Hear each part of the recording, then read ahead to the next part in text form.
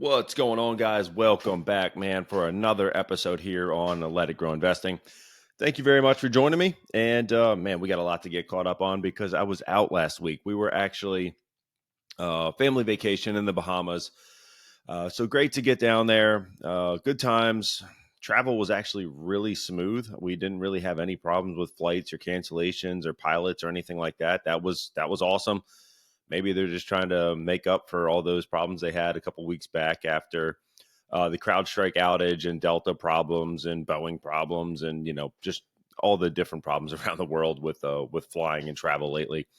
But yeah, we had a great time. We were at the Grand Hyatt Baha Mar. Great property, really nice, really clean. Expensive. I'll say it was expensive. The food was pricey. Drinks were pricey. But overall, really good time, really good experience. So I would go back, even with it being expensive. But I do think that the all-inclusive options are probably a better bet for me, just from the standpoint that I can actually enjoy that meal and not think about the price tag, just knowing that it's already paid. So for me, and just the way that I live, the conservative nature of how I want to spend money when I'm on vacation, I just do not want to think about having a $200, $300, $400 bill for a dinner when I'm on vacation. I just don't, but that's just me. So, but nevertheless, great property. We did a quick, well, not really quick, it was a full day tour last Saturday. And that was by boat. We went out to see Iguana Island, swim with the pigs, swim with the nurse sharks. And we went to Pablo Escobar's down plane from like the 80s. And we snorkeled around that. We did some eco reef with a bunch of coral, things like that. We did, what else? We did one more stop over there. It's already a week ago and I'm already forgetting what it was. But nevertheless, it was a great time and I would certainly go back with them as well. But yeah, so what did we miss out on? Man, there was a ton of different stuff going on. We had revisions about job growth actually weakening. We had problems with, or maybe not problems, we had some updates from the Fed about the fact that things are where they want them to be, and now it is time for that rate cut that we've been looking for. So we've had that. We've had different earnings from, what do we have? Wal-Mart. Target was factored into that, a little bit of pin action from Wal-Mart. We had Starbucks CEO. Actually, Starbucks recruiting the CEO from Chipotle. So that was a big swing. We had like 20% gains on Starbucks. We had big drops in Chipotle because their CEO, their management was actually leaving. So we had that. We had Snowflake. They were actually punished for a beat and outlook raise, which, again, it doesn't really make sense, but that's how it happened. I think they also had a CEO change up as well. What else we got? We've got a bunch of different things, but yeah, I wanted to get right into what we were looking at about 2 weeks ago. And those five names, we were looking at Civitas, CIVI. We were looking at Barrick Gold, GOLD. We were looking at IBIT, IBIT for Bitcoin. We were looking at Palantir. And we were looking at Eli Lilly for a lot of the things that they've been doing in healthcare. And you guys voted. And for week 34, I went ahead and bought Palantir. I did not do a vote for week 35. I will probably either do an ETF or something that catches my eye tomorrow when the market opens. Probably do that around noon. So I will post those purchases up to the group on Facebook. And yeah, then going forward, we're gonna hop right into week 36. This is what I'm looking at for this week. And those five names are going to be DVN, which is going to be Devon Energy. I'll try to pull up some of these here. Let me see if I can't pull up Devon first, and then I will share my screen. Devon, yeah, DVN's looking. We bought this one last year at this time, so it's back in the running for week 36 for this year. And I still think it's a great play. I still think that a lot of the oil names are really starting to make more and more sense as oil prices kind of come back down. I think that's a bit to do with the election and then a little bit of weaker demand in the consumer. But if we look back at what Target did and what Walmart did, it looks like a lot of that consumer discretionary spend is actually pretty strong. We saw that in Costco as well with a lot of their online sales. People are buying more, and it's not just the consumer staples. So we're looking at that as well. I think everything's here. Yeah, we got Devon Energy pulled up. So we're looking at this one, low PE, low volatility, 4.5% quarterly dividend. If I look over at the analyst research, I think we got a decent amount of upside here. We're sitting at 44. We're looking at an average price target of 57.73 with about 29% of upside on the average from 19 different analysts. So pretty nice move to the upside, only about 3% of downside. So this one is fairly valued. I think it's a good entry point here. So I would not have a problem adding Devon Energy to get that 4.5% dividend. Good amount of upside. And I think overall, through a lot of this weakness we've had in travel, comparatively speaking to last year, I think we are probably at a decent space to start buying up some of these names. Number two, this one I know we've talked about a lot of time. Well, maybe not a lot of times, but a lot of reason why this thing was just kept going up. And now it has really cooled back down. SMCI, SuperMicro computer. If you guys aren't watching the video, I probably spoiled some of the reveal there with the way I showed the screen. But nevertheless, yeah, SMCI, we're at 613.25. You know, that high back in March. I know some people were asking me around that time, hey, is it too late to buy this one? I think I said probably I wouldn't do it. That sounds about right. I would probably wait for this thing to come back down to earth. And now that we're at a 30 times on the PE over the trailing 12 months, that's your TTM. The beta is still high, very volatile stock, solid earnings, good amount of growth. They just established SMCX. I want to say it is. It's a 2 times leveraged. Title TR. This is just a leveraged play on SMCI. I'm not saying to play that one, but I know there's a more interest in this as the SMCI 2 times leverage and the Broadcom 2 times leverage funds have just come out. But I do think that AI spending is going to continue to go up. So from that standpoint, I think this is a much better entry point. I think a lot of people were waiting for this one to come back down. I still think that the AI spend, all the spend from NVIDIA, investing in them and everything else with that space is still really strong. I still believe that over the next 5 or 10 years that AI is really going to cut out a lot of jobs. And I think we've really got a lot of infrastructure to build in that space in order to have that happen. And then at some point, I think that some sort of global payment for all these jobs that are going to be lost from AI, they're going to have to start paying out the workers that they're cutting. I think there's going to be some sort of global payment to where people can afford to live without having the job that they were counting on for so long. But I still believe that these companies are really at the forefront of that. They're right in the crosshairs of infrastructure and AI and everything data and cloud. So I do believe that they will do very well in the future. They've got huge growth. I was pulling this one up on Reuters, and I don't know that I can pull up Reuters on here. I cannot. But yeah, the amount of growth from SMCI in revenue over the next couple of years is massive. And I really believe that this one is a winner long term. And that's one of the reasons I'm looking at it right now that it has come back down into a fair value type area. At least having that 30 handle on that PE makes it a lot more realistic for me to buy at this point. Number 3, we're going to be looking at Chipotle Mexican Grill. And after that shakeup with the CEO, their CEO going to Starbucks, I really do believe that Chipotle is getting to the point where they are undervalued. So we saw this one much higher back in June at 69.25. Now we're sitting at 53.71. If I look at the 1 month chart, well, if I do advanced chart, you guys won't be able to see it because it'll open in another window. Maybe if I go to year to date, we definitely had this big drop off from some of the peak back in June. And I still believe that this is a strong company. I don't know that a new CEO is really going to hurt them that bad. Yes, the PE is high. Yes, we were paying for a lot of growth. The beta is fairly low. It's not that volatile. but they do have a lot of growth potential. And I really think they are a strong company. I was always reluctant to buy into them at that 2000 price point before the split.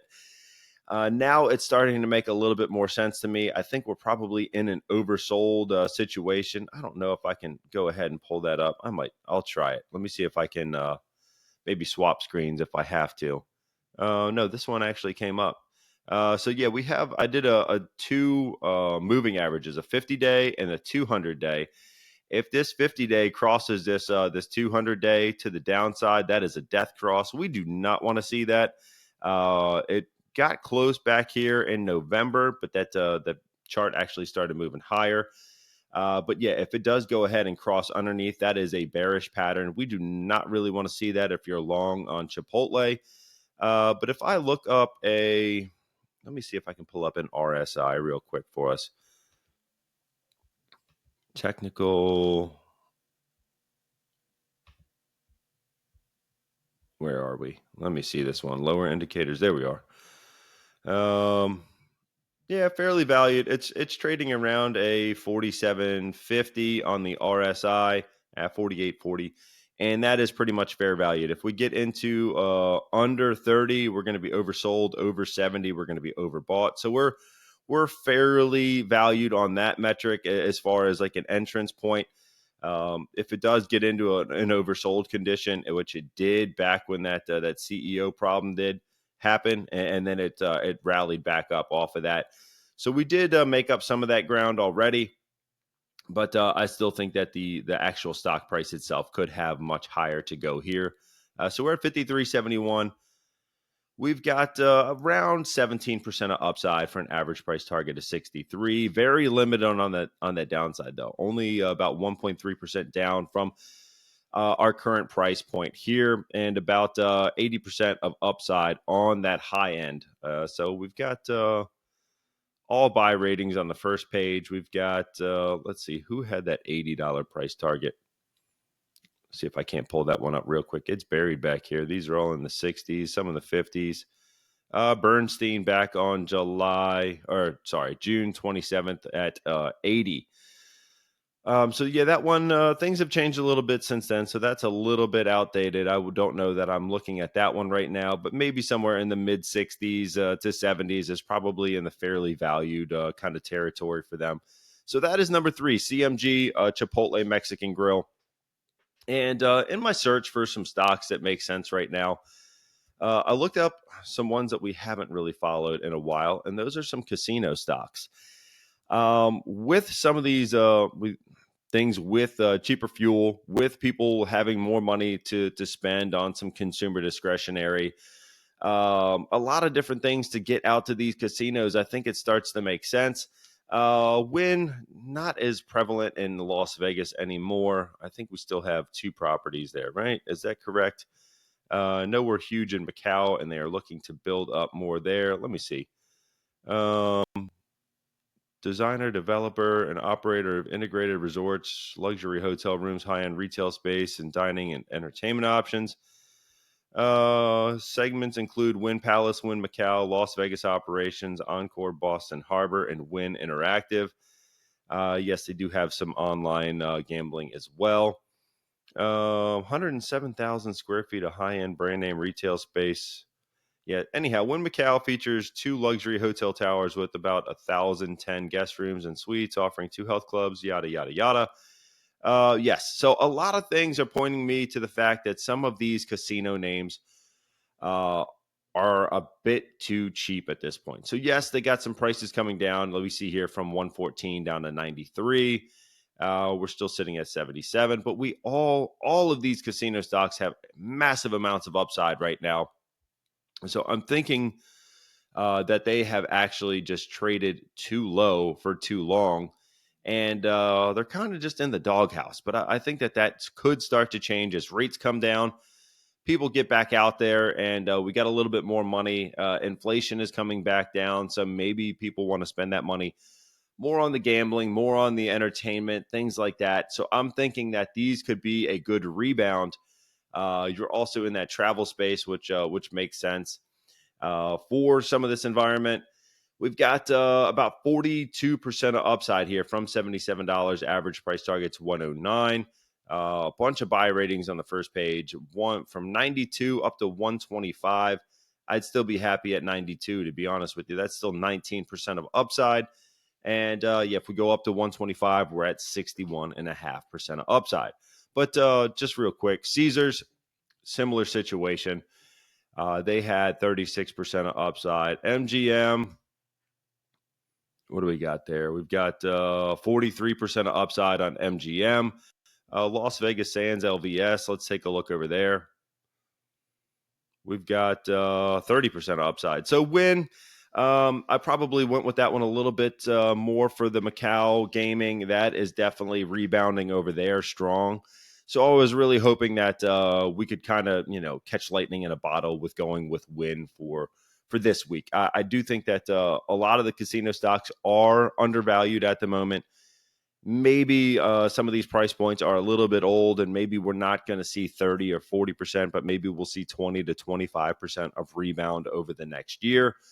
But I do believe that they could rebound, and for a lot of the reasons that we just mentioned, a lot of rates coming down, a lot of spending going up, the consumer's not as weak as we were fearing, a lot of different things there. When did we reinstate that dividend? I don't think we did, but let me double check.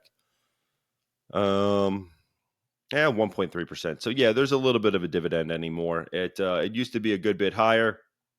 After COVID, they did cut that out. They didn't have that income in order to pay out those dividends that they were paying.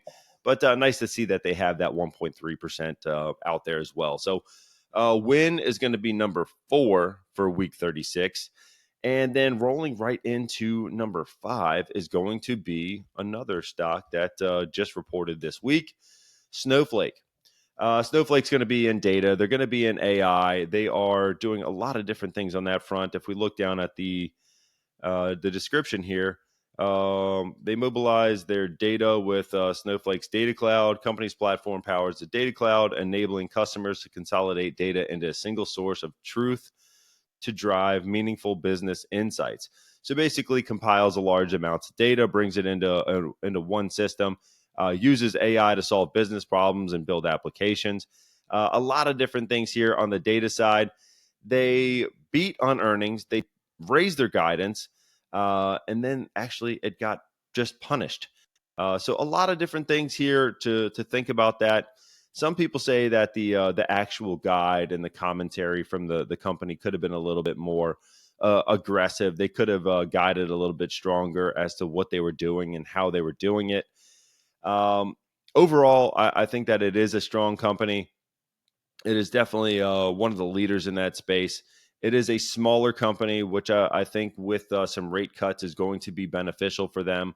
They do need to get back to some positive earnings. We need to see that number be a positive. But we are trading at almost the yearly low, right? We're at 115. We're looking at a 52-week price point low of 107.93 and a high of 237. So I do think that this one can rebound. I think that a lot of the guide was strong, but some of the commentary might have not really sparked interest. So if we look over the last 5 days, we went from 135-ish down to 115. So if we go ahead and do the same chart we were looking at earlier, has this one been oversold? Let's just take a look here. We did have a break under 30 on RSI to 2650. I'm trying to find the date here on that one. Not seeing that, but yeah, we're looking like we're in the mid 30s range right now on RSI. We did have the 50-day moving average cross under this blue line. That is the 200 moving day. That was back in May. So that is a bearish signal. And some people would say that you want to wait for this 50-day moving average to move above the 200 before buying.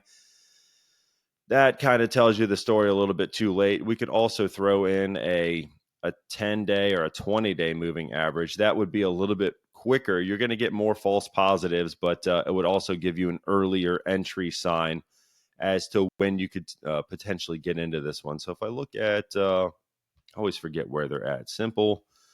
let's throw in this 13-day and see what's going on there. I'm going to get rid of the 200. That might be a little confusing. And then maybe we'll go for the 1 month. We'll see how this is going. So the 13-day is under the 50, which is still not the best sign. We want to see this 13-day cross positive of that 50-day, and that'll be a bullish sign that things are looking up on those weighted moving averages, or the simple moving average. Sorry. And yeah, so that's what I got there. But I still think that this thing could be bought. Maybe within the next week, it starts to turn a little bit more positive. If we get some rises on this share price going forward, I think we could start to see this thing turn around. So that's what I'm hoping for there. But that's the 5 that I came up with this week. Again, Devon Energy, SMCI, SuperMicro Computer, Chipotle Mexican Grill, WYNN, and Snowflake. So a bunch of different industries represented there. Oil and gas. We've got AI. Or chips. We've got consumer staples and food. We've got WYNN, which is going to be more consumer discretionary. And then Snowflake, which is going to be also AI and data on that software side. So a couple different industries. I really think that some of these large companies are really making sense right now. It's hard to find some of the really small ones that are undervalued. Some of the well, maybe not small ones, but some of the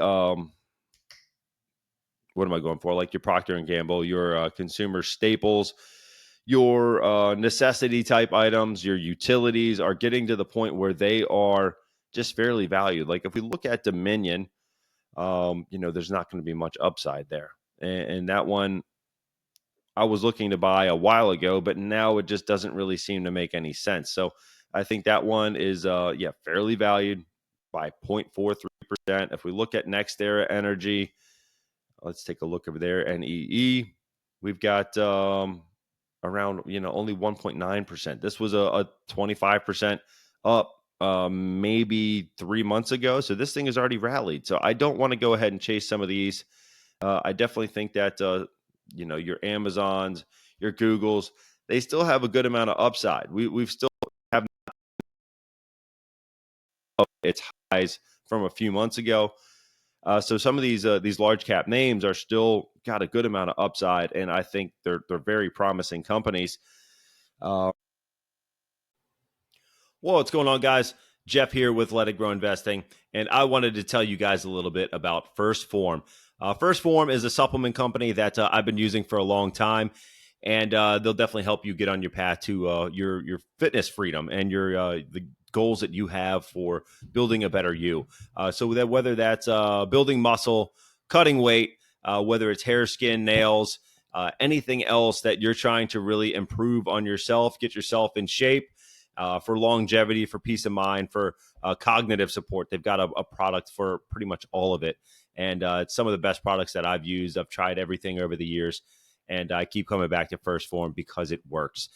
So if you want to help me out, help support the podcast, you can go over to firstform.com. That's 1stphorm.com/let it grow, and check out some product and, see what can help get you on your way to those fitness goals that you've got set for yourself as well.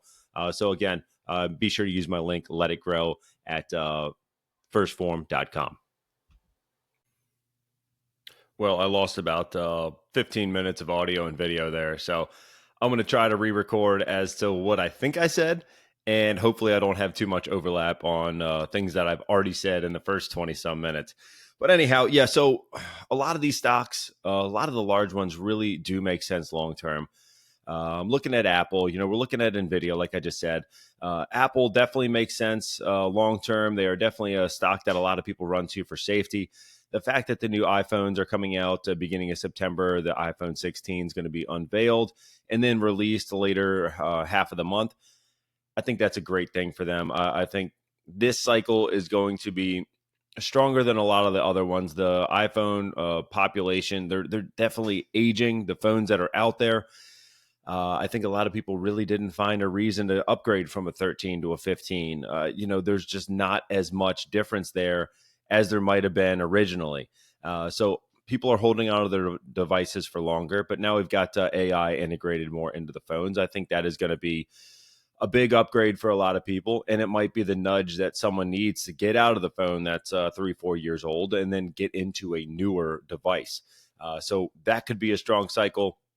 A lot of the other products that they're unveiling could definitely be a strong cycle. NVIDIA, I still think that when it comes to AI, the build is very strong, right? The infrastructure is very strong. The amount of revenue and earnings that they're going to make over the next couple of years is huge. And I don't think that they're done there, right? A lot of people are really leaning into, well, what happens when the infrastructure for AI is built out? And I don't know that it ever fully stops, right? I think we're going to keep improving. We're going to go from GPT-4 to 5 to 6 to 7 to 12 to 30, right? Just the way that the iPhones have done, the way that the computer chips have gotten faster and stronger over the past 30 years. I still believe that that's going to be the case for NVIDIA, but I also think that they're going to pivot into other areas that make sense for their business. You know, a lot of people thought that they were done when Bitcoin mining started to slow down.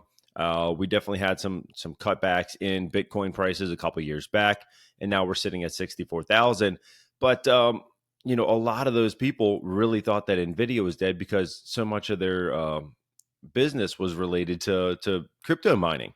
And now that you know, they're saying there's other lanes that NVIDIA is going down on the regular, whether it's AI or chips or data or cloud. There's so many different lanes that they are excelling in that I still think that these companies are going to be huge. I do believe that a lot of the companies that we were looking at before have started to slow down. When we look at you know, a lot of the value plays we were looking at, whether it be utilities or REITs or some healthcare, a lot of that has already grown, and it's starting to make less and less sense to go ahead and buy these at this given point in time. I'm going to try to share my screen again. We're going to pull up Dominion Energy and see what that one's looking like. So yeah, we're looking at Dominion. This thing made sense earlier in the year. Last year was at 39. Now we're sitting at 57. But a lot of this has already peaked out. I can't see buying a stock like this at this kind of price point. A PE on a utility at 24 is very expensive. The dividend's still strong, but you're not really getting much price appreciation from that share price perspective. So people could, if you're just simply looking for that 4.73% dividend, you could go into a money market right now before these rates start getting cut. Yeah, I mean, you look at the price target, 0.43, maybe, right? But you get more downside than you have upside. So as far as the actual lows to highs in the market, and I think there's some validity to that. So I'm not rushing out to buy a Dominion. I'm not rushing out to buy a Next Era. Simply, there's no growth there. And a lot of people already crowded these trades for the fact that you could get 20% of price appreciation and get that dividend when it was trading in the 50s, right, for Next Era, or in the 30s for Dominion. So why am I rushing out to buy these when there's better options at this given point in time? So some of these cutbacks in the large caps, we haven't really fully recovered yet. If we look at Amazon, there's still 25% of upside in Amazon. Yeah, 26. I still think that can happen. I still think that there's so much growth for this company. The fact that they did trade down a bit, what was the actual high price on Amazon? I forget. There's too many tickers and too many names for me to even remotely try to remember them all. But yeah, we hit 201 in July. Now we're at 177. So do I think that we can hit 2.25? I do. I really do. We're at 1.9 trillion. Do I think it could get to 3? It will. It's a matter of time, but I know that it'll get there. So Amazon definitely makes sense to me. Again, I can't put it in with some of these other stocks because I simply know that it's a popularity contest with some of these. And if I put Amazon in with Devon Energy, 90% of the people are going to go with Amazon, right? So I kept it smaller this week and try to keep it probably more around the same market cap than throwing in a $2 trillion company against a $10 billion company. So that's what we got. I did want to take a look also at the CME, the FedWatch tool. I will try to switch my screen over to that. Let me see if I can't pull that one up. Let's share screen, and then I will pull up the FedWatch tool. We will take a look at what rates are going to do by the end of the year and why that could be a big driver for what happens next. So At that September 18th meeting, we've got about 76% of economists saying about 25 basis points, 24% of economists saying around 50 basis points of cuts. If we go out to November, we've got 53% saying that we'll get 50 basis points, 40% saying we'll get about 75 basis points of cuts, and a couple outliers down here at 7.3% saying we're going to get almost 100 basis points of cuts by November. So then what about December? Let's take a look. Is this going to pull up? There we go. Yeah. 100 basis points of cuts by December is the majority at 44%. And then we've got, some people saying 125, some people saying 150 by December. I don't think we're going to go to 150. I think it'll probably be around 100. I probably fall in this camp with the majority here. I think we could get three cuts. We might get a 50 basis point cut thrown in there, depending on what some of the numbers are looking at, what some of the jobs numbers are looking at.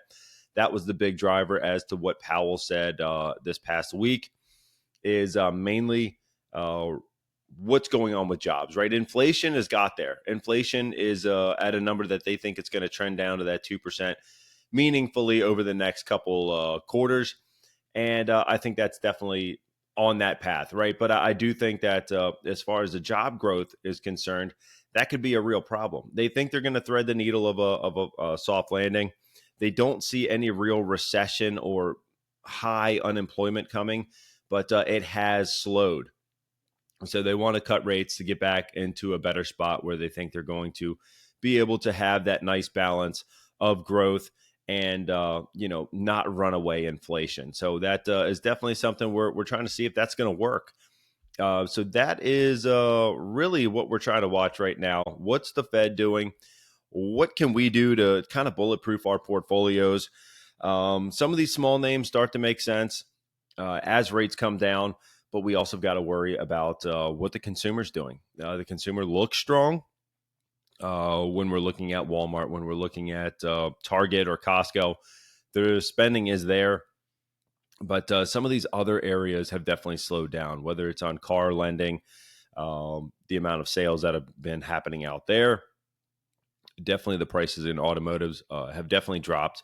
We're seeing a much softer market there. We got some other news with other companies working on autonomous. I think Uber and GM were trying to work on autonomous. Tesla's still in the forefront of that. I don't know that they're going to get beat anytime soon as far as full autonomous. Definitely there's other great car companies out there, but I think Tesla will win that race to full autonomy. If it's not them, it could be Waymo. It could be Uber coming up with something new that really revolutionizes the way of full self-driving or autonomous driving. So there's a lot of different things there to take a look at. But I do think that some of these companies that have been oversold or kind of left kind of on the side of the road for a while might start to roll back up. I do think that a lot of the chip companies are going to continue to make sense. Sorry, I'm looking at the list here. I do think that the oil companies continue to make sense. I think that a lot of the dividend names do make sense, but it's going to be a case of have they already run enough to where that 4% dividend is really what you're going after? Do you see any price appreciation in some of these stocks? I still think that some of the oil names are going to give us price appreciation and dividend. I know that I bought some Chevron, I think 2 weeks ago. I've been building a larger position there. Other things that I bought this week, I did buy more Civitas oil. I did buy, did I buy Target? No, I did not. I don't think I bought Target this week. I sold off some Starbucks at 94. Oh boy, I could pull that one up. But there's a lot of different names that are making sense. Yeah, Chevron's at 4.5%. I'll try to share my screen one more time, and then I'm gonna hop off of here because I got stuff to do today. Chevron does make sense. I'm liking that one here in the 140s, 147, 14% or 14 times PE, 4.5% dividend yield, earnings at $10.10 a share. Analyst research, we are looking at 21% of upside. So yeah, that makes more sense to me than looking at a Dominion that's probably around the same dividend yield, but no upside on price appreciation. So got to take all those things into account when you're building a portfolio. Do I want to buy now? Even though I've been maybe watching Dominion, is it a good time to buy it? For me, that's a no. I think there's other spots that I would rather invest that money right now and let Dominion come back down to my price range of where I think I have a good enough amount of upside and dividend to really build a portfolio that position is the best choice I can make at that given point in time. So hopefully this helped you guys out. Hopefully this shed a little bit of light on what's going on out there, why some things are functioning the way that they are, and maybe where we can go from here. So thank you very much for stopping by. Glad to help. And I decided over vacation that that's one of the things that I love is just trying to help the people that want help themselves, or that they want to help themselves. So if you want to share this with some like-minded people that are looking to get started in investing, don't know where to turn. Maybe some of it's a little too confusing, a little too, wordy as far as what some of the other investing shows are talking about. You got questions, feel free to reach out. I'd love to help you. I'd love to help you get started on the path to financial freedom. And that's what I got for you guys today. So thank you very much for stopping by. And I think this is about the 12 minutes that I had earlier that I just added back now. So with that being said, I'm off to go do some swimming and get the last little bit out of summer before the kids start back to school tomorrow. So thank you guys, and I'll talk to you in the next one. Well, what's going on, guys? Jeff here with Let It Grow Investing, and I wanted to tell you guys a little bit about First Form. First Form is a supplement company that I've been using for a long time, and they'll definitely help you get on your path to your fitness freedom and your the goals that you have for building a better you. So that whether that's building muscle, cutting weight, whether it's hair, skin, nails, anything else that you're trying to really improve on yourself, get yourself in shape. For longevity, for peace of mind, for cognitive support. They've got a product for pretty much all of it. And it's some of the best products that I've used. I've tried everything over the years, and I keep coming back to First Form because it works.